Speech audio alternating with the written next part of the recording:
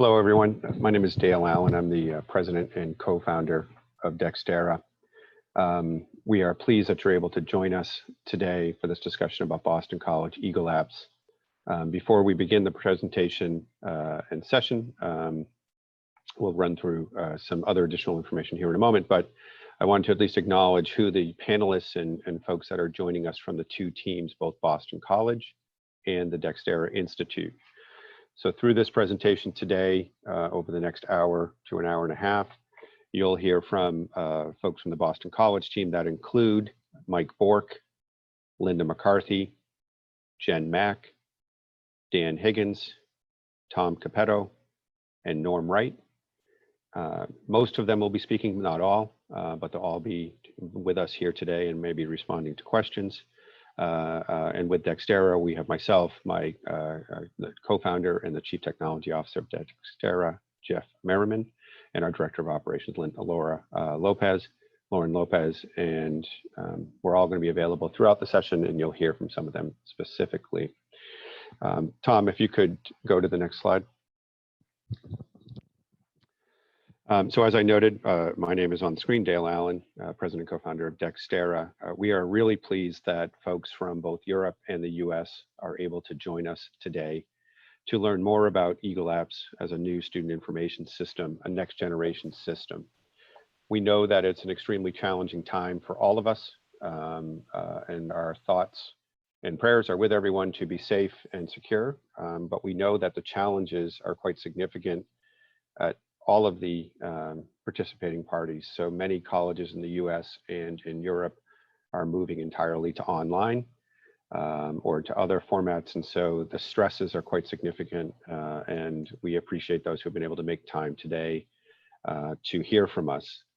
Our interest today is to share with you about EagleApps as a next generation solution, our growing community to help support and engage with this solution, and to introduce you to both Boston College and DXtera. DXtera is a growing international nonprofit consortium that seeks to develop shared solutions to transform and enable our ability to control, utilize, and exchange information amongst any products that an institution or user wants. We lead these efforts through shared communities and shared activities, and so we can bring these solutions out and hopefully transform and change the education market. Our priorities focus in three areas: DXtera, the development and sharing of next generation education systems, business intelligence solutions, and creating integration solutions that can be shared amongst our membership to reduce the friction of exchange of data. Next slide, Tom. Some logistics for you. The webinar is being recorded. We will have this available both on our website post-session, as well as we will email a link to all of you for that so you can access this later on and review information. We would ask that you use the icons at the bottom of your screen or the side of your screen, depending on the layout. The chat function is already being utilized by people. Please feel free to utilize that for individuals or for the entire panel or for anyone for the entire group to see. We ask you use the Q&A icon and function to ask questions that you want responded to by the panelists. We will do our best to respond to all of those during the time allotted. The Q&A, actually, we get a log of those, so that will assist us in providing additional information afterwards back to the collective community. At the end of our formal presentation, we will open up to Q&A, so that will be both what has been provided during, or if you have questions, you can also use the raise the hand function if we haven't responded to you. We'll do our best to get to all of these during this time. Tom, you are correct. Next slide, please. Our agenda is to, again, provide you the background and overview of EagleApps, the functional highlights with some demonstrations by users from Boston College. We also want to highlight next generation by design, trying to bring about these next generation campus systems. And in there, you will learn more about the service-based architecture, the integrations, the incremental implementation and customization that are enabled through this approach. And then we'll talk about the collaboration with Boston College and DXtera and the growing community that is already engaged in this, but that we are launching even larger today, and next steps with that, with upcoming events, and then questions and answers with you as engaged participants. It's my pleasure to introduce Mike Bork. Michael Bork is the CIO Vice President of Information Technology at Boston College. And I think as users at institutions, you need to hear from him about leading this effort and why it was so important to him and to Boston College. And so I'm going to turn it to Mike to pick up from here. Hello, Dale. Thank you. Can folks hear me okay? Dale, can you hear me okay? Yes, I can. Okay, great. Thank you. Folks, thank you for joining us today. It's pretty exciting times for us, despite everything else that's going on in the world of higher education, to take some time out to try to meet with folks and spread the word about what we're doing here at Boston College with DXtera and our hopes for this. So thank you for taking the time to join us. I'm sure you are all in rather hectic situations too. Thank you to our partners at DXtera and to the folks here at BC who will be participating. My name is Mike Burke, and I'm the Vice President of IT at Boston College. I've been the CIO at Boston College for a little more than 10 years. And earlier in my career, I spent 20 years in industry in aerospace and software. So, but I've loved being in higher education. I wanted to describe what we have done and why we are where we are and where we hope to go with this. And please, I'll entertain any questions as we go along. But first, we set forth on this approximately 10 years ago, where we developed a vision. We really developed a vision, which we were calling then services-oriented architecture for our systems portfolio at the university. We thought that that architecture was going to allow us the flexibility to work in a world that was to come, the world of the cloud, with services perhaps on campus or out in the cloud. I use the expression here, there, and elsewhere. And that is kind of what's evolved, is this concept of a hybrid cloud, right? Where we have services here in our on-premises, a variety of services. We use all kinds of software as a service around the globe and so forth. And this architectural model has really been an important part of our vision. But as we started this journey, we really had three things that we were really looking for. We were looking to go down a path that would allow us to deliver great functionality to our users in a model that was very incremental, right? That was very incremental and modular and could adjust as the world changes, as business needs changed, or as available solutions changed. And we really had a vision. We had a vision of being part of a community, and we liked this idea. We started with a community, what was called Community Source Project. Some of you may have heard it, with an organization called Koali. We were working with them and trying to, be part of a longer lasting community. And we thought it met the three major things that we were interested in. One, that open source community source initiative had the architectural model was consistent with our visions and our hopes, allowing us to have that incremental modular delivery in an emerging hybrid cloud model, allowing us to deliver first to the architectural model, second, great potential, and third, the community model to support it and to have it go for the long run. We often say, it may be a trite expression, but if you want to go fast, go alone. If you want to go long, go together. And our hope was what we would be going together. But when we were looking at our options, we joined with that group, and that group ended up disbanding. Meanwhile, while our evaluation of that group's product, we started implementing modules of a larger portfolio that enabled us to deliver value and mitigate risk of legacy systems that were very old and tough to maintain compliance with US government regulations or functional needs and just modern expectations. So we took this incremental approach we implemented a financial aid system, we implemented a variety of things along the way, an enrollment management modeling application, and we were providing value to the university while we mitigated risk and while we evolved our architectural model. But somewhere along the line, in about 6 years ago, that Koali initiative kind of fell apart for a variety of reasons. And we were left to evaluate our options. And as we evaluated our options, we really, the way I described it is we had 6 bad options. And those 6 bad options were, you know, kind of the leading packages of the day. The idea of the Koali company starting up as a company that predicted it would deliver a full student system. At this point, Workday had just entered the market for a student system after having earlier said they would not develop a student system, that they would develop a student system now. But at that point, there were very, very restrictive structures to their architecture in terms of what you could how you could integrate and what you could integrate. So in other words, our newly implemented financial aid model was going to have to be supplanted by their financial aid model version 1 whenever it was developed. So we had a lot of difficulty as we evaluated our options. We brought in a third-party firm that had some expertise in Workday, some expertise in Oracle, some expertise in even Koali, the Koali project, and a variety of these companies. And we brought in this third-party firm to help us execute on what we call our due diligence, you know, the thoughtful analysis of these options so that we were doing what was right for the university in the long run.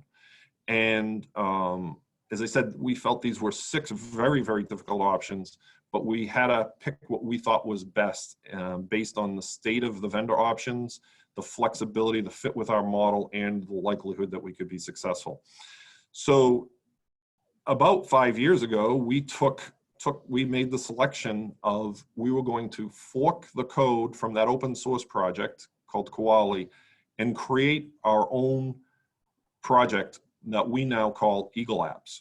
And EagleApps would be based on that source product, that original product, which was the product of many universities' intellectual contributions in terms of technical architecture and functionality and design. So it wasn't, so we were benefiting from the product of a far broader community. But now we needed to get this thing done. And that's where I get to we needed to go fast. So we end up doing it on our own. And we, as we did that, we picked that up thinking initially that based on the information we got from the Koali project manager, was that the system was largely 60 to 70% complete. So our estimates and plans were based on those. As we got further into it, we found those were overly optimistic. And so we've had to do more work and it's taken us longer. But we assembled a team. We assembled a team of including very key people from that Koali project, including a few of the people you hear on the phone today, Tom Capetto and Norm Wright, who had been the lead architects for this system. Steve Barnhart, who had been a functional lead for things like registration. I think Steve was from the University of Southern California. So it was not this system has roots that are very, very broad. And then BC became kind of the trunk of developing this thing. And, but being able to bring Tom and Norm on board and Steve on board, plus development teams that that Koali had been using, really enabled us to have some success here. So we went out after we finished our due diligence and put together a project plan, a business plan for how we might be able to accomplish this in a reasonable amount of time with a reasonable amount of expenditure. And we went out we did a formal request for proposals for a development partner. And as a result of that, we selected Sigma Systems, who was our financial aid partner. And Sigma has been one of our, the word partner is used often in high tech, right? But I would say in my 30 plus years, too many years of experience in IT, Sigma has been one of the best and truest partners we've ever encountered. So we selected Sigma as a result of this RFP process, request for proposals, as our development partner. And we put together a team with Sigma, with these key resources such as Norm Wright, Tom Capetto, and Steve Barnhart, and offshore development resources who had been participating, development resources in India and in South Africa that had been working on the Koali project, that had certain skills, had certain capabilities, and had a certain price point that were going to enable us to be successful. So that's the path we went down some number of years ago. And it had great appeal, but we knew it was going to be a long, long, difficult journey. As we brought this on, we internally had some delays due to internal struggles. We did not have our staffing model up to where it is now or where it should have been. We didn't have appropriate business analyst skills. And you'll hear from folks like Dan Higgins and Jen Mack today, who really represent us being in a good position in terms of the user community, understanding what they need and how to get it. And they've been great partners with us. We also were bringing on this concept of agile development, which was relatively new to us, and we struggled with it. We were far from expert at the beginning, and we had to go up a fairly serious learning curve. But even with the aid of our development partners and with our user partners, people like Jen, we have been able to really get effective in that. We needed to introduce the concept of DevOps. You always hear about DevOps in the technology market space, how important that is. And our chief technologist here, who had driven this architectural model, has really driven that to be how we operate, with this kind of team-oriented mindset to making things happen. And when we adopted that and started to perfect that, our effectiveness in terms of development really increased. So prior to that, we would have things working well in a development environment, but move it into a formal test environment, and the same thing wouldn't work because we had instability in our environments. It was too long to build an environment, too inconsistent and so forth. And we really adopted the DevOps mindset. We were able to really boost our velocity. Meanwhile, back at the ranch here at BC, the world was changing. We had new executives coming in and new initiatives, and we needed to bring on other projects in other areas. We needed to put in a customer relationship management system for our advancement office. So here in the States, advancement, fundraising, philanthropy is a big part of a university. Very crucial, very high profile. We also needed to implement a customer relationship management system, kind of a recruiting system for our enrollment management folks. And we had a variety of other things going on, upgrading our financial system, upgrading our human resource system, all our big applications. So we could not just, focus on this thing, but we had this model, this architectural vision allowed us to deliver on other valuable systems in parallel with this effort. So now, go back about a year and a half ago, we went live with our first big module that we had developed on our own. We were already live with a curriculum management module that came from Koali, but about a year and a half ago, we went live with our student accounts module. This student accounts module was a very difficult thing for us to develop well, because it was really the first one we were doing on our own. And we had we met all these challenges of agile development, DevOps, and so forth. But we tested, and we found we needed to delay a year. So it didn't go in until about a year and a half ago. So that would be 2018, mid-year 2018. But when it went in, I think the user community has been favorably impressed with the reliability of it, the flexibility of it. And I think they went into it thinking, everybody was nervous that when we went into this, we would have so much rework to do, so many bugs to do, that we would not be able to attend to other initiatives. But in reality, when we went live with it, it has been very solid. I'm not aware of any problems getting to the provost level. Our team has been able to work with the user community to address issues and to continue to develop functionality in that. And that's been a key substantiation of the value of the application, the value of the approach, and our ability to maintain this thing moving forward. But now moving forward, we're in the throes of completing the rest of the enrollment management functionality, and the folks speaking after me will give you the details on that.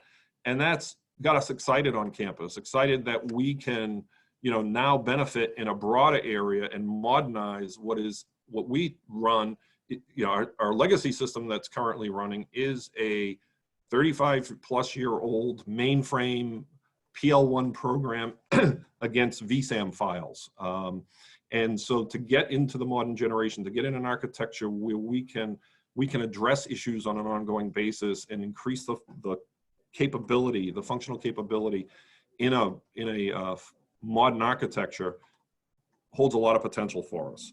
So now, as we get to this point, we're now looking to go from that, going fast, doing it alone, to going long and rebuilding a sense of community, such that we would, our goal has always been that we would not be the only school to use this thing. We've made a big investment, and we're hoping that this investment in this product is demonstrated by its adoption by universities beyond Boston College.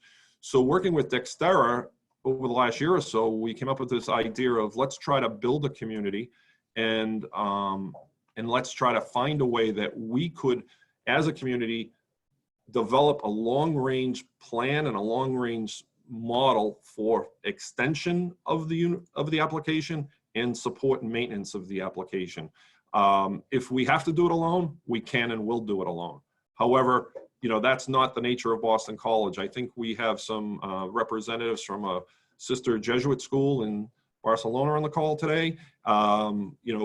We want to do more and do more for the world, and we want to help out. We help out a lot of schools in the Boston area, a lot of schools, Jesuit schools in the United States, and we're all about community. So it fits that model, and it fits that drive and our strategic value of having impact locally and globally. So anyway, I want to just go back to the three things I talked about: the functional potential of this approach, the functional potential we're realizing first. Second, the architectural model that allows for incremental and modular adoption of capabilities in a hybrid cloud model. And three, this community environment, this community model of supporting, maintaining, and extending it. Those are the three big, I'd say, three big timbers of our building here. So with that, I think I'll open it up to questions or turn it back to Dale. Dale? Great, thanks, Mike. We're going to turn it actually right to Jeff, my co-founder and Chief Technology Officer at DXtera. So I'll turn it to Jeff. Thank you, thank you, Mike. Let's just go to the next slide real quick, Tom. So I just want to emphasize that what Boston College has done is exceptional. They started with a project that already had some legs, but needed a lot more work. They decided to implement and develop this themselves, and they decided to do it not only using an architectural model that we think is really sound, but to do it not just for Boston College. So they're building EagleApps. Obviously, it's critically important that it run at Boston College. Boston College is the initial customer, if you will, of EagleApps. But they've always been designing it from the perspective of how can EagleApps be useful beyond Boston College. They are managing a global development team. You think of Boston College being, a fairly small campus here in New England, but they are leading a team that is actually global. So this is has been a big investment for them, a very large project, and our hats are off to Boston College. A handful of people knew what they were doing following Koali project, and a handful of us wanted to be able to talk about it, and I think we're excited to be able to talk about it now because as Boston College is winding down its development, we're hoping that we can now help Boston College to wind up the community again around this. Next slide. I'm really here briefly to hand it over to Dan Higgins and Jennifer Mack to do some demonstrations. We're not going to demonstrate everything in EagleApps, a small taste of some of the applications that are available and currently being developed and deployed at Boston College. But here's a sort of overview of the broad functional areas that EagleApps is covered or being developed to cover. Everything around curriculum management, including learning objective management, which is key for, we think, for next generation SIS systems moving forward, to think about learning objectives as being peers to the traditional courses programs and other entities within the environment. Everything around program enrollment, course administration, managing academic record, progression and completion toward degrees, everything around terms, very flexible design around terms and term offerings, which you're going to learn about, management of grading, advising, various kinds of workflow, and also Mike also already mentioned student accounts. So this gives you an idea of the broad areas that EagleApps covers. We're going to look at a few of these things. Next slide, Tom. First of all, we're going to be hearing from Dan Higgins, who's going to, he's going to take control of the screen and demonstrate some of the administrative functionality. But before we do that, just I want to go to the next slide because I don't think we'll get to it if this goes the way we expect. Tom. Next slide. And then we're going to be hearing from Jennifer Mack, who's going to show us more of the student-facing applications of EagleApps. So I just want to make sure we put her name up there because I'm worried that the way this is going to flow, we might not get back to the slideshow before she goes. So so for now, let's hand it over to Dan. Okay. Share. All right. Can I someone verify that we can actually see my screen right now and I can get going? Yep, we can see and we can hear you as well. I can see it. Excellent. So where we're starting off our general term is we start off at Boston College with a rollover. We're expanding what this actually is going to do for us. Today, we roll over the sections themselves, as well as the instructors, and then some minimal, just the times that those courses are going to occur.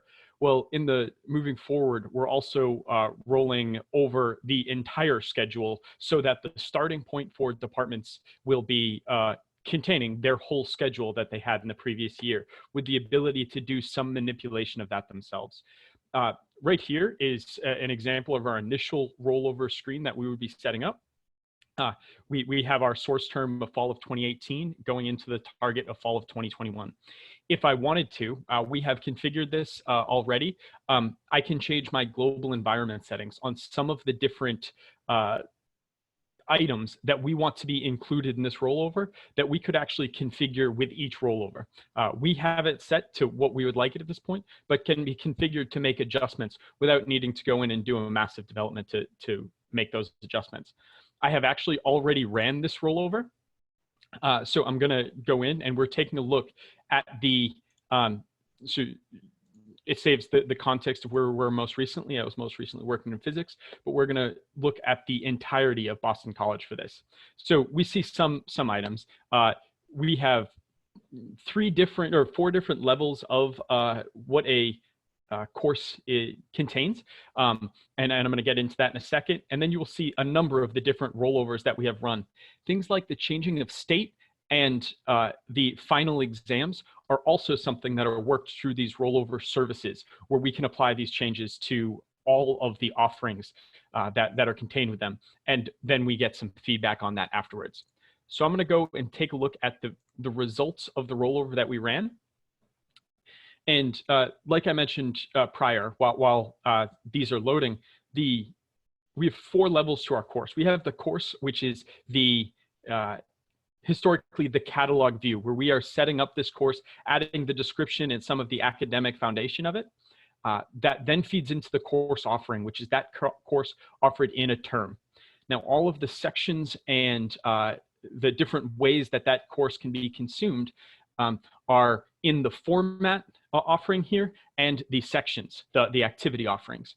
So a course offering, there will be one course offering for, we have Math 1100, which is Calc 1.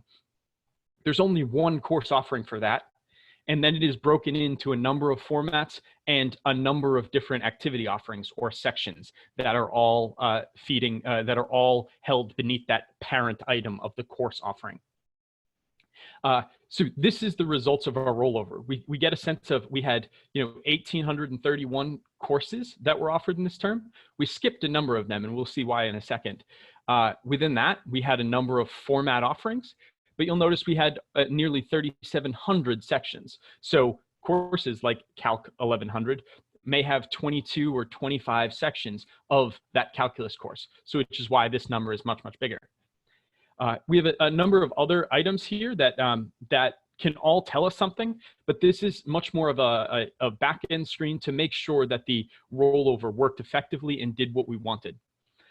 As we look at the results down below, we'll notice the reasons why a number of these items were skipped. We see here that this field education and social work was canceled in the prior term, so it's not going to roll over and be part of this. If we just the cross listing for this course is no longer actually an item. The grading option ID. So someone changed how grading options worked. So that one became an invalid option. So it is not doing a pure copy from the previous term. It is actually taking a look at each of these courses at the course level and evaluating whether or not they can still be offered in the same way that it was prior, and then provide us with some additional information for, at first, the person in charge of the rollover, who for us is our CAS, the Central Administrative Scheduler, can go in and take a first pass. And then we can also offer all of this information department specific, so that they know the starting point of the courses that they need to go in and make sure are valid. But you'll also notice here that this wisdom literature course was actually expired. This course was retired. So when it went back to look at that, it is not going to create it in the new term. So after we've gone through the rollover steps here, we're actually going to go in and take a look as if we were a department here. Now, a lot of this will be defaulting for department administrators. Right now, I'm in as a super user, but we can see we're going to take a look at physics and our physics department. So we see we have our physics here, and we're going to get a list of these are the course offerings that are offered in the physics department right now. So we see everything that they will be offering. Now there may be a number of sections underneath any of these, but at this course offering level, we do see different sorts of information. This course has a history component to it as well, history cross-listing for it. Physics 1500 is continuing into 1501. So some higher level just information. And these are very configurable. We can write a rule to make sure that we show this for any of the different things that we want identified. And these indicators can actually be used at any level of this kind of course hierarchy, either a course offering, a format offering, or an activity offering. From here, we have very flexible searching, where we can go in and type ahead filtering and searching. We can do this for states in any of these different fields. We can also do an indicator search right here, so I can get all of the ones that are cross-listed or continued and sort by this list. I'm going to clear this off, and we're actually going to go in and create a new course offering. This is one that I went in and added to our catalog earlier today. So we're adding a bunch more, a lot more courses to Boston College around the sciences. So we're going to go with, and we're going to be adding dynamic systems. So here we get a screen. These are all of the different fields that we've already defined at the curriculum level, at our catalog. These are giving us all the defaults, but now that we are offering it, any options here, like we could offer this for everybody as pass-fail instead, these things we can configure at the course offering level as well. The course level sets the defaults, and the offering is where we can manipulate and use the additional options that we've provided for ourselves. So once I've gone in and created that, I'm going to scroll down my list and see dynamic systems, see that it is cross-listed with math 3025, and is actually continuing. It will continue into physics 3450. Once we've actually gone in and established this at the course offering level, we're going to go in and take a look at the sections. Now, the first thing that I want to show is at the format offering level, we are offering how this course can be consumed. So one of the ways that this course can be taken is a lecture only, or we've also defined it that it could be taken as a lecture and a lab. Whichever one of these options I choose, that is basically how the student is going to be consuming this specific course. Now, I can add a registration restriction at this level if I would like. And so anyone consuming it in that way will be required to be a grad or a junior or being or a freshman. What we can configure those to however we want that restricted to the entire course. So I'm going to go forward. And now I have this lecture lab. I'm going to add a new section of this. I'm going to start off with the lecture component.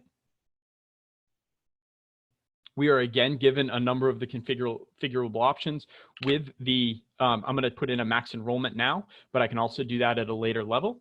And I'm going to save this and create this. So now I have section 1 is going to be a lecture, but we'll notice I don't yet have an instructor assigned with it. I don't have a schedule. I'm also going to add a lab. And I'm not going to put max enrollment here at this point. So what we have done, here we have some inline editing that we can use. And what we have done is given a way for us, these both need to be taken at the, in order to fulfill the Physics 3025 requirement.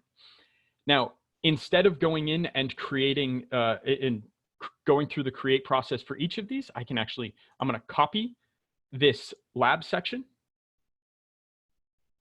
And we'll see I now have a lecture in 2 labs. So as we'll see later in registration, when I select this lecture, those 2 labs will be available for me to select.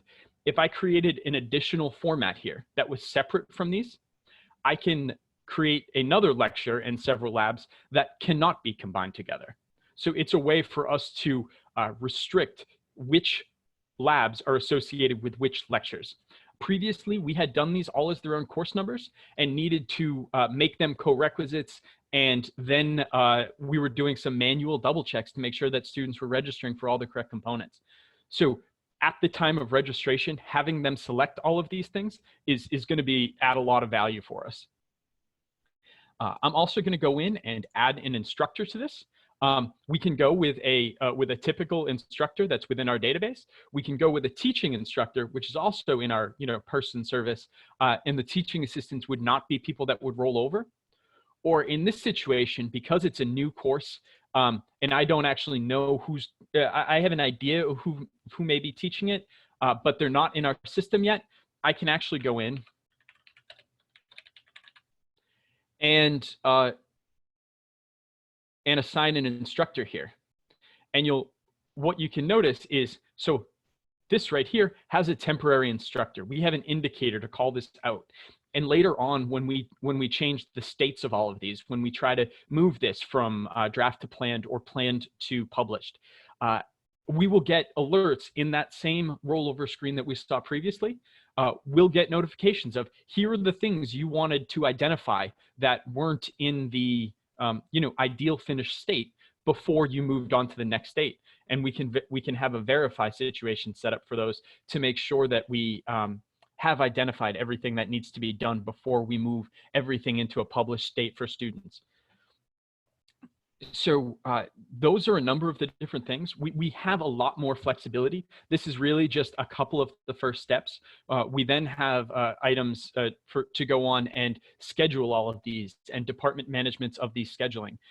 We can go on and throw restrictions, which is for the entire section level, or we can build it into seat pools, which are a subset of each of these. I can designate half of the seats in a specific course for seniors and half of them for juniors, so that all of the seniors who have priority registration are not taking up all of the seats that are out there. And we can divide that by majors or anything else.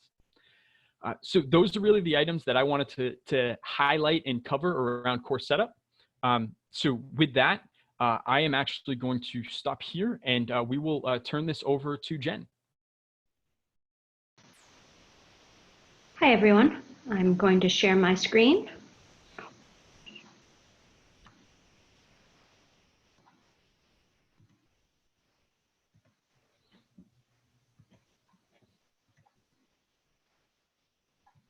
And we can see your screen and we can hear you.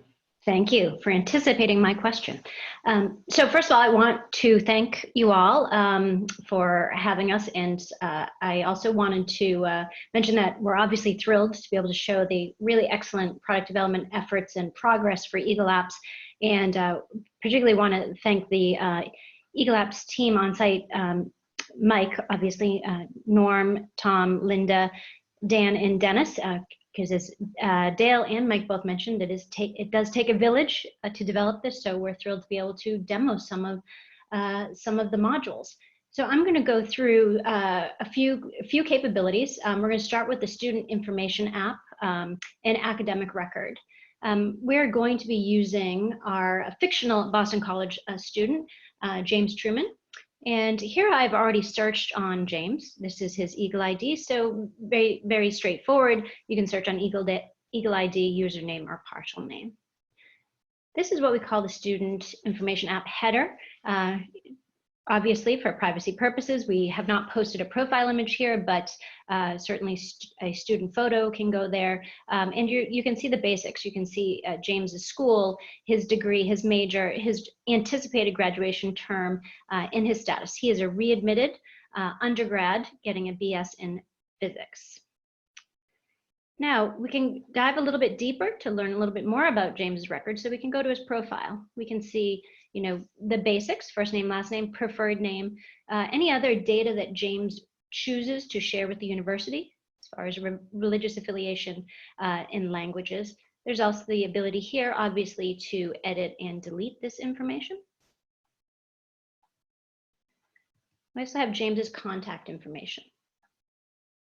This is home address, his local address, email and phone number, and custodial parent address.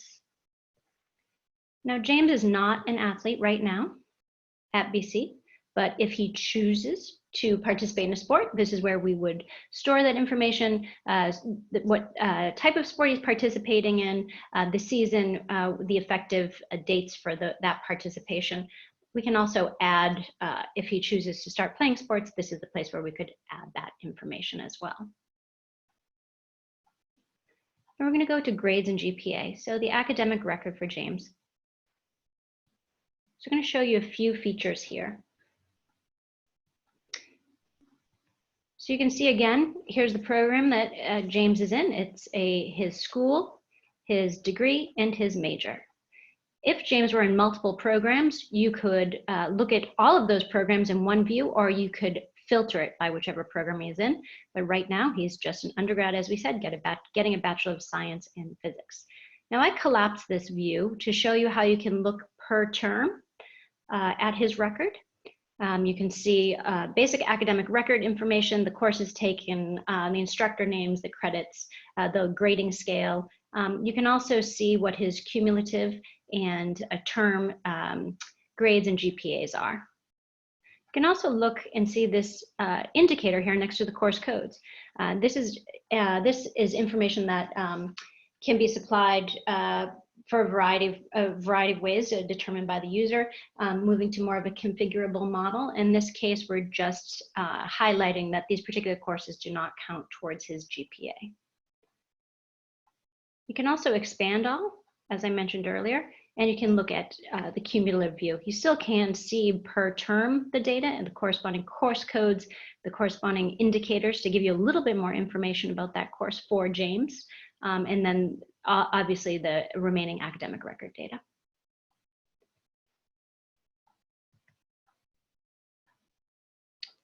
So for program enrollment, you can see James' current active programs. You can also see he's also minoring in accounting. And again, the same details that were on his header that has now collapsed above. You can also see a program request history. This is where James has decided to withdraw from a program, add a program. You would see that here. He has not done so.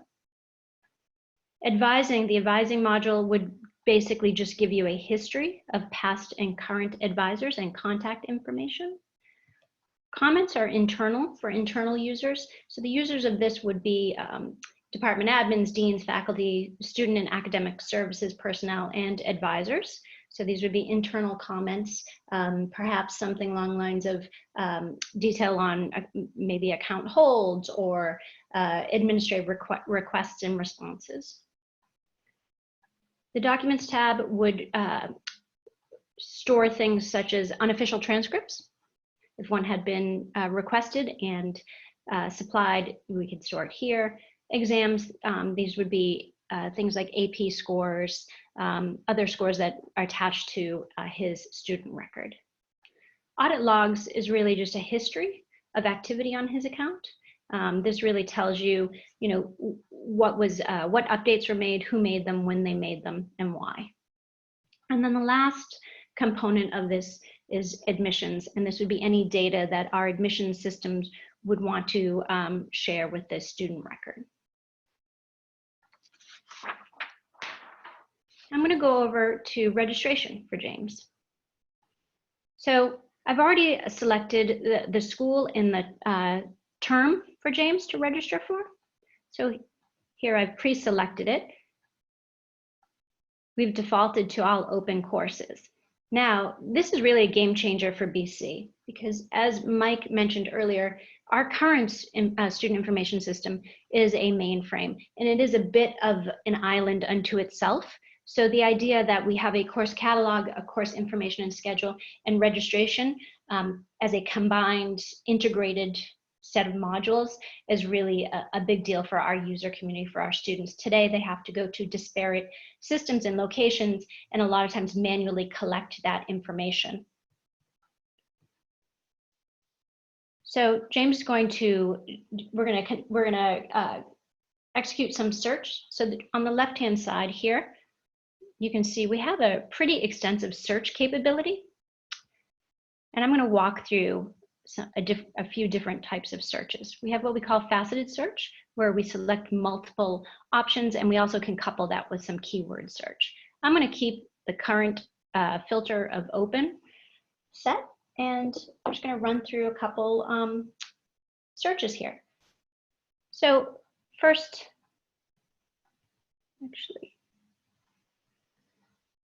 first thing we're gonna search for is, let me close this. Okay, so we're going to search. James wants to look for classes that are on a Tuesday.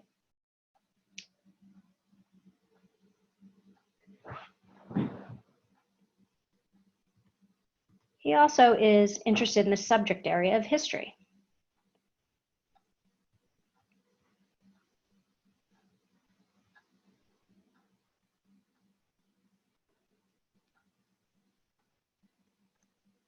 So we're going to search on those. We're going to apply that search.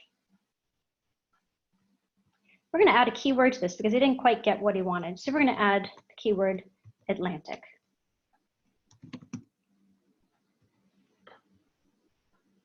And we found what he wants. We're going to expand this.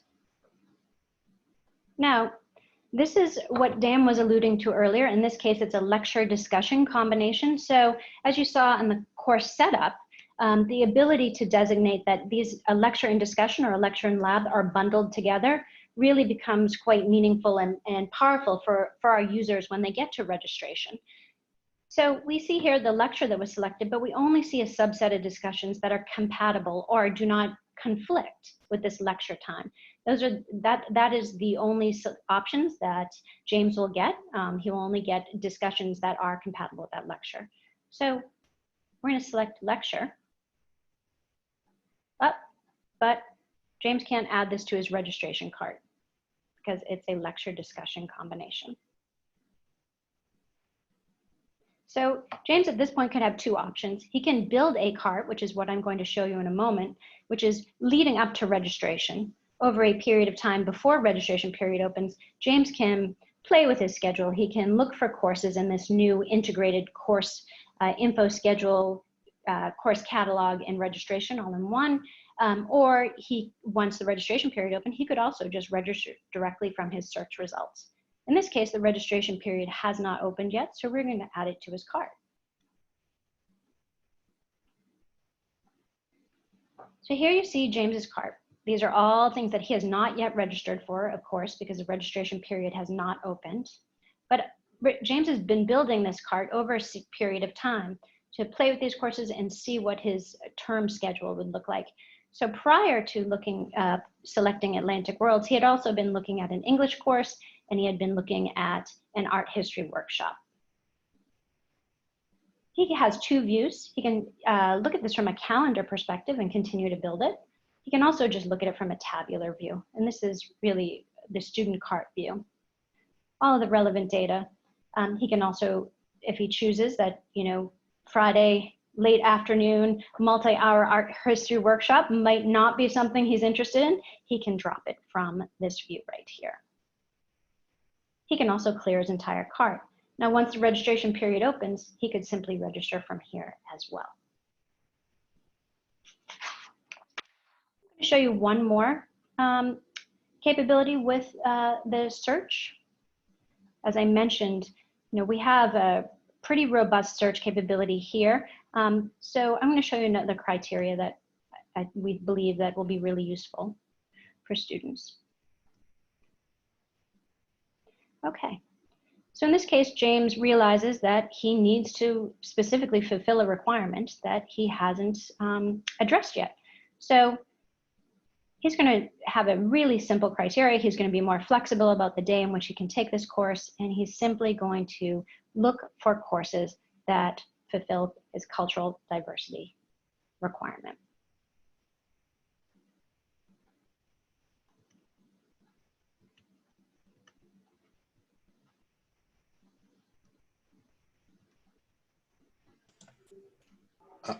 Sorry. Yep, thank you. Okay, so here's a course. We'll just take it from the top. He thinks that it'll fit into his schedule. He selects it, and he adds it to his cart. And there you have it. He has built his semester schedule, and as I mentioned, once the registration period is opened, he can register right from here. And hopefully I went through that at a fair enough clip that it wasn't too fast, but did leave us plenty of time for question and answers, because I know we're running a little bit behind schedule.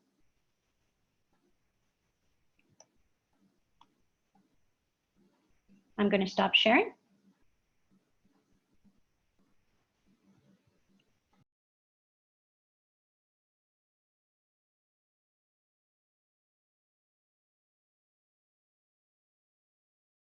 Okay, well, thank you to Dan and Jennifer.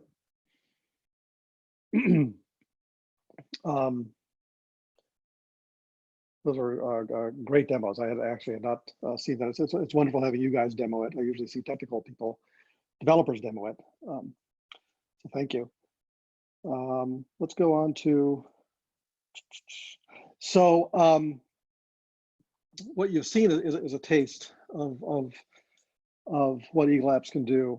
And the name EagleApps is it's named EagleApps for a reason, right? And it's all about apps. So we're about to get into some of the architectural overall design of how this is all working. But just to give you an idea, there are a lot of apps being designed, developed, deployed, and tested at Boston College as they speak. As we plan events in the future, we hope and expect to get deeper into some of these functionalities. But just wanted to give you a splash screen of some of the things that are being designed, developed, and deployed around EagleApps. The other thing I want to say is demoing EagleApps is rather difficult, and a lot of work went into coming up with these demos, primarily because the development team is working with live data. In fact, I don't know how and any development team could build an effective student information system platform without using live data, because it's very difficult to simulate data. So they're using live data. They can't demonstrate live data for privacy reasons. So had to do some work to create some fake people. But you know, let it be known that the development team is working with live data at scale, which is an important aspect, I think, of the development process of EagleApps. Next slide, please. When DXtera talks about next generation, we think of various things, and here are some of the aspects of next generation that we're excited about, that we know EagleApps supports. So first of all, we talk about customization. Customization is an important aspect. You've seen a little of it already. I know Tom is going to go into it.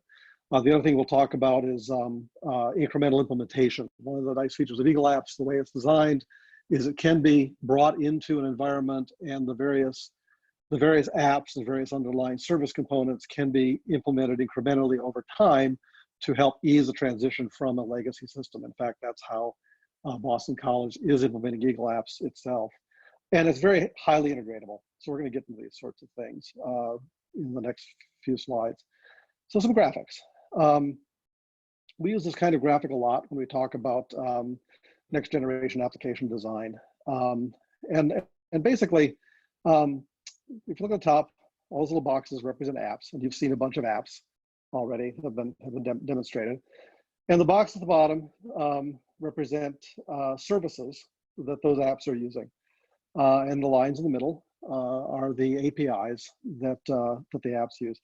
Every application in EagleApps talks to its underlying service or multiple services via the APIs. And there's no other method for doing that. We try to keep this, well, Boston College and EagleApps tries to keep this separation consistent. Everything DXtera does, we do this. We design the exact same way. A strict separation of concerns between applications and the underlying systems and services that support those applications. And those APIs are designed advanced and modified during the development process as issues arise, as new designs need to be created or altered.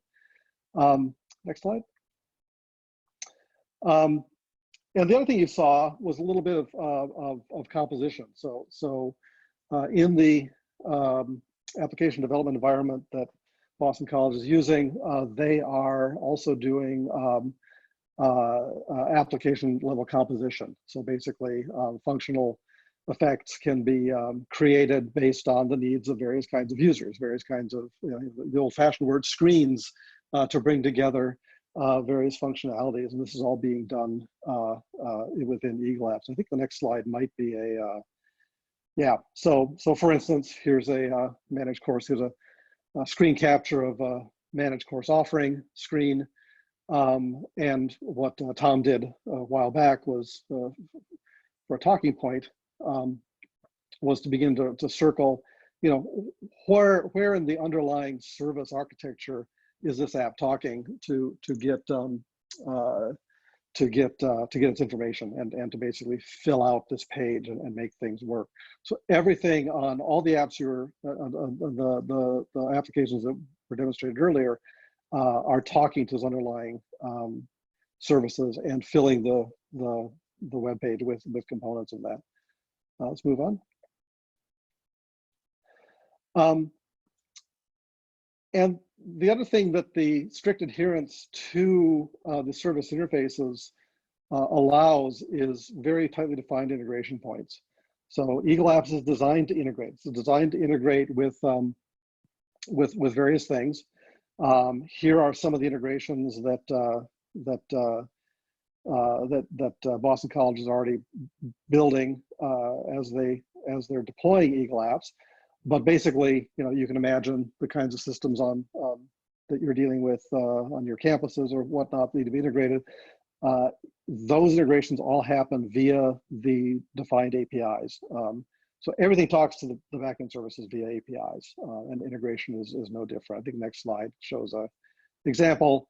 The BC student accounts system being integrated into the EagleApps component environment, talking to two of the underlying services to get what it needs to be done. And then basically any of those other integrations, whether it's the workflow or the melded integrations, they're all being done in the same sort of way. Next slide. And of course, this also enables interoperability. So the apps you are seeing are the apps being developed at Boston College. There's no reason why somebody else couldn't come along and create new apps, completely new look and feel to apps, and replace them with the apps that Boston College has designed. Again, highly componentized, designed to allow easy flexibility in swapping up components, both at the back end and also at the application front end. So this is something that, as we move forward with DXtera and Boston College, we might find partners who like the EagleApps architectural model, who like the underlying service and the richness of the services provided, but may want to begin building apps that look different. And that's something that's certainly possible within the EagleApps environment. In fact, it was designed to support that kind of development. Next slide.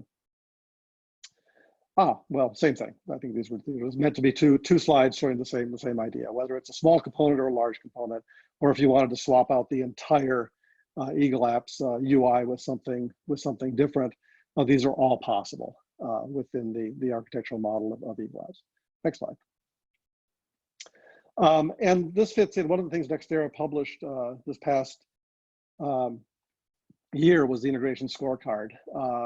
We are looking for products that are integratable and interoperable in these kinds of ways.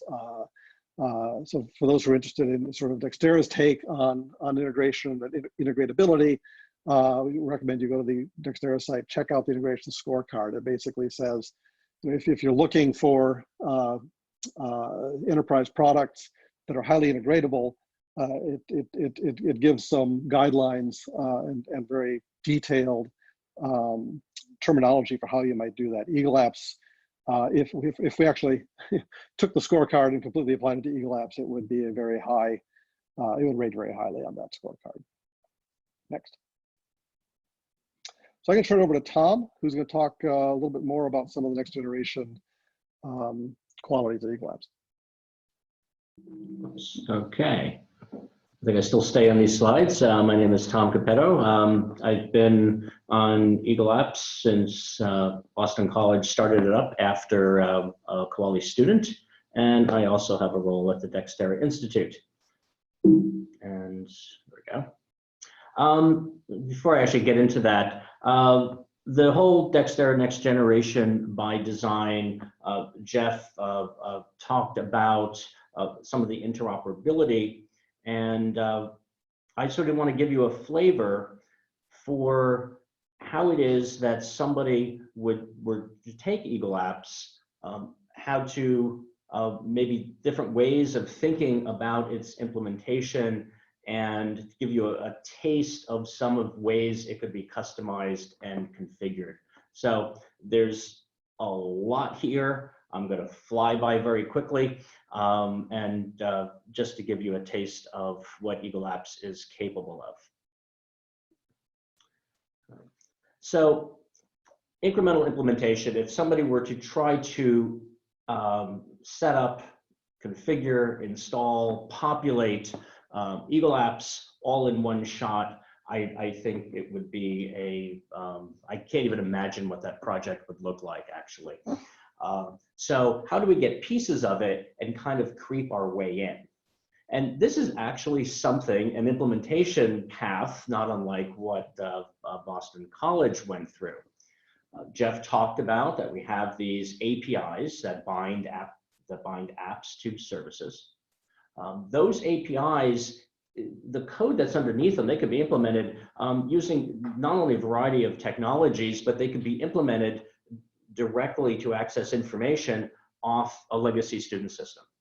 So if we have an academic record set of APIs, we can implement that right off the legacy SIS. And now immediately what that enables is we can take EagleApps applications that talk to the academic record service and start using them. Whether it's a transcript generation or looking at part of the student information applications, plural, that Jen Mack was demoing earlier, a lot of that becomes enabled. And this is actually what Boston College did to actually support its new student account system while we had still using the mainframe here at Boston College. We can keep going with that theme that we can take these service contract APIs and we can take maybe something like the curriculum and implement that against a legacy system, while maybe using that to, populate, that arrow looks like it's in the wrong direction, sorry about that, populate maybe the EagleApps implementations of that course system, and as a way of migrating data from one to the other. And once we have that, then we can get into some of the things that Dan Higgins was demoing and enabling some of that functionality, kind of creeping our way along by using the service contract APIs against our legacy systems and trying to use that to bootstrap ourselves piece by piece when we're ready into the EagleApps environment. Okay. And let me pop out of the slides here a little bit, and hopefully my browser back here is still doing its thing. So this is actually Dan Higgins gave you a little flavor of the course offerings, and apparently I have a list of history courses in the spring of 2021. I'm going to do a little view detail here, and you see some information about the different fields inside that course.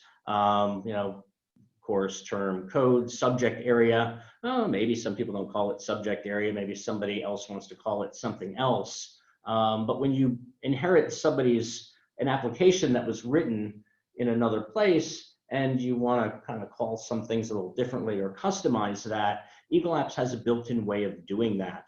And that is our metadata here.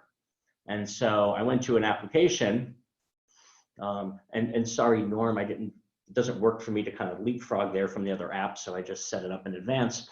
But you'll see some of the fields here that we were looking at, corex, course code, course, and let's say I do not wish to call that code, I wish to call that Fred. And tighten the save button on me, there we go. And I come back here to manage course offering and do detail, and lo and behold, my course code is now called Fred. Just a little taste of that in terms of the metadata system. It actually goes on and on and on and enables us to configure constraints and also implement dynamic rules on the fly.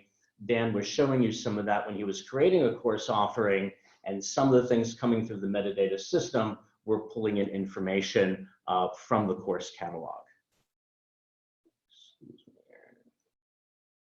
Alrighty, we'll close that. Another important aspect of the configurability of the system, Dan listed lecture and discussion group as two kinds of sections, or what EagleApps calls activity offerings underneath. And these are the typing system is another important way that some of the basic entities or objects in the system can kind of be brought home, and you can create different kinds of things. And here's a list of different kinds of activity offering types, not just lecture, but we have laboratories, discussion groups, advanced placements, studios, thesis, tutorial, and so forth. And so we would come into the type system, create a new type of activity offering, and then I would expect to come back to the course offering and be able to create new activity offerings of that type. That is also linked to the metadata here, because then on that new type you can create specific metadata, either the way it should be displayed or how that information or that data should be constrained, and link that directly to the new type that you created. So some really cool stuff here.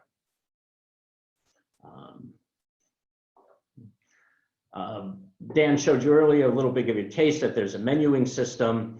We actually are now working on different ways of rendering the menu data, because the menu is actually backed by another service. And so we actually have a way to come in and change that on the fly. If I didn't like the advising thing, oops, edit me. Oh, is it not working for me now? Oh, I hate doing these demos on the fly. I can't edit. Oh, we'll move on. Oh, there it is. I'm sorry. It scrolled up. My screen is of an odd size here. Let me do that again. So it should have zapped me there. But if I want to change the, I know this is we're going to wish Tom a farewell. But if I wanted to do that here, reload that. And there we go. We have Tom Brady in our top level menu in our advising section. We have different navigational systems linked to what we call an experience, and these are basically roles. You see, we have a whole hodgepodge of different roles here, including our developers. But we might have one set of applications composed for somebody who's an administrator of the Student Services Department. We might have another set of applications composed for somebody who works in a specific department, or a faculty member, or even a student. And so we're able to take different discrete applications and then link them together into one comprehensive system with the same look and feel through the menuing system. And these are really what's underneath all of this, is that EagleApps is a rules-based system. We talk a lot about services, and we all think a lot in terms of data, but the intelligence comes from the rules. And this is just a little flavor of some of the rules that we have. We insist that rules are named, we can see them, we can manipulate them, and not just kind of buried in code. Where we kind of don't know what's going on. We can't turn them on or off, or apply them or reuse them in different circumstances. So let me just give you a little flavor of what I mean by that. When registering for a class, and whether it's the administrator registering a student or a student doing self-registration, there are going to be a set of checks, a set of rules that are going to be verified here. And that is managed in a service called the process service. And here it is. I just brought up all of the rules that are checked. Okay, not all of them are active right now in development, and some are active, and these could be reordered. They can be applied to different populations of people. We can apply one set of rules for freshmen and another one for varsity athletes, maybe a different one for international students. So you can see all of the rules named here. And Dan also earlier showed you those little flags next to the course offerings. These are these little circles over here, what we call indicators. And indicators are just another form of rule in the system that we can manipulate. And users can come through the indicator UI. So let me, there is a lot of course offering indicators here, but let me do manage indicators off of course offering. And so here are all of the things that Dan has configured to pop up here if any of things evaluate to true, such as give us a flag that's cross-listed, or give us another flag if it's used as a prerequisite in another course. So I'll stop here. I just wanted everyone to understand that EagleApps is not designed for one set of business rules or one specific set of requirements. It's meant to be customized, service implementations are meant to be replaced, and rules are meant to be managed. All right, and let me jump back. And I will pass it back to Dale Allen. Great, thanks, Tom. And thank you everyone for participating through this intensive session. We have been responding to questions and answers, but I'll remind you one more time, if you do have a question, to go ahead and put it in the Q&A function. And then there's also in the chat posted the email address you can respond to or ask additional questions going forward. I wanted to just conclude our session with a couple of informational pieces about next steps and our growing collaboration. So as we noted before, thanks, Tom. As we noted before, that we have already formed and are growing an EagleApps community where DXtera as a nonprofit consortium will manage and lead that community. But our practice is that it is a community that engages participants. And as Mike stated it earlier, I'll try to use his language because it's better than what I was going to say. We really want a shared community that can help us to enable a long-range plan and model for this product, to assist with the extension, support, and maintenance, thinking, and action for the product. Helping to collectively do that will enable us to set shared priorities on the roadmap for the additional applications that may be constructed by the collective group or by other parties, whether that's an outside firm that has an application they want to develop, or that is one of the institutions or systems that are involved in the community. We really are interested in sharing in and bringing this product out to the market in a way that is done at a pace that will allow it to be sustained both in a development maintenance sense, but also as a product sense, that it's one that can start to change the market with a next generation approach. And we are proud to partner with Boston College to do that through DXtera in our growing community. So that's one of the asks for everyone is to, if you are interested in this, to let us know and to join our community. The next actionable item beyond sending this information out through the recording is we are planning a day-long 6-hour session for a first community meeting. It was going to be in person, but obviously given the circumstances, we are going to do a technology-enabled event on the 16th of April at a time that can accommodate people from both Europe, and some of our interest is with the University of Hawaii system. So we're trying to make it work in the middle, and we imagine a regular pattern of interaction and community engagement through that process. Tom, next slide. One additional aspect of this is we are forming a community of any and all interested parties that through membership in DXtera would be active and engaged in the process outlined. Within that, we will also have a select few institutions. We have a few that have already stepped forward in interest to actually test and help improve the implementation of this product in other locations.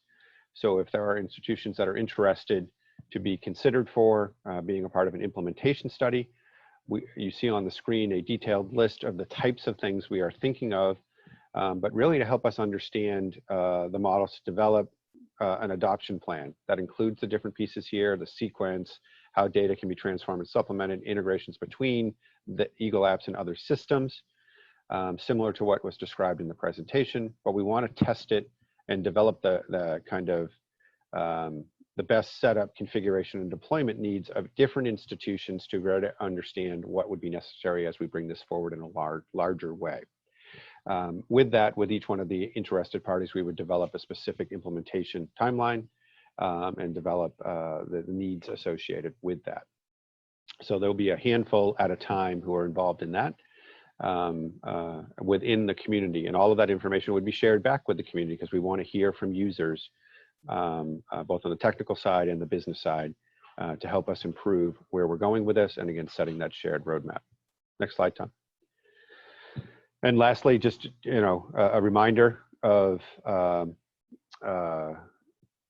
where to find information, how to email with us, or connect with us. And I want to thank all of my colleagues that have been participants on this today, some of whose names are listed, but Dan and Jen and Lauren as well, who are not listed, to thank them for the help behind the scenes in making this happen with it.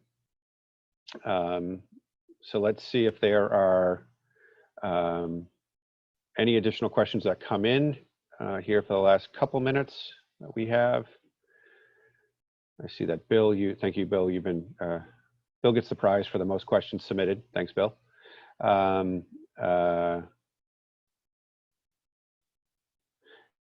Your question and comment more is about working with both the labor workforce training in high school aspects of this in association with academic planning and transfer articulation. Bright Hive, you also reference in your question to us, and their data trust, where DXtera actually works with Bright Hive directly on the integration solutions for that. And this is a conversation we'd love to continue with you to help determine the best way and a way forward in the roadmap to address how you connect and link in with other things outside of higher education and those systems. Key aspect of what we do at DXtera. So thank you for the question or comment. As I read it, and I know not everyone can see it, but it was generally about, again, the labor workforce training and high school curriculum development. And before we wrap up, let me see if I can ask maybe Mike Bork one last time to join in to help me wrap up today with that. So Mike, let me turn it over to you for a moment. Thanks, Dale. And thanks to all the participants and all the people viewing this for the questions and the chat and everything. It's been very good. Credit to everybody, Dan, Jen, Tom, Jeff, everybody who participated. Thank you very much. Hopefully it's a great representation of a lot of hard work that's been going on through the last so many years here at Boston College, but built on the product of many people at many universities who contributed, as I said before, to the architectural vision, the functional vision, and so forth. And now we have built upon that. We had a strong foundation. We've had strong partners with folks like Norm, Tom, Steve Barnhart, our partners at Sigma and in South Africa and India. We've been able to deliver. I think if you see this is a very substantial application. This is not just slideware you're seeing here. It's got a lot of flexibility beyond the terms and terminology that Tom showed. This could be used in small components or in large sets of components by a lot of different institutions. But this is a complex problem to solve, and we thought we did not know the path to an answer here at Boston College, and we thought by trying to build a community, we could get people to put their heads together, engage in a study, learn the facts, the figures, the details of the application and the architecture, but also contribute to what would work for other institutions in a way to make this feasible for them to implement and feasible for us as a community to maintain and extend.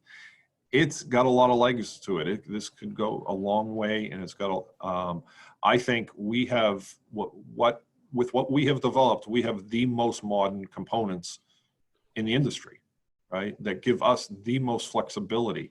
And we think this could serve a lot of organizations well, and some of this technology, even behind the scenes, could be used in other industries. So we really appreciate the help and the partnership of DXtera, and we look forward to hearing more from you folks, and hope we can see some interest and find a way to work together and build upon this product.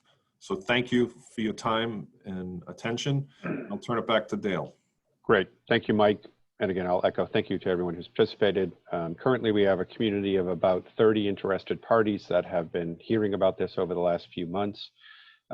We will be following up this with an email to all of you that has the recording or the link to the recording of the webinar. Please share, distribute, direct people to it.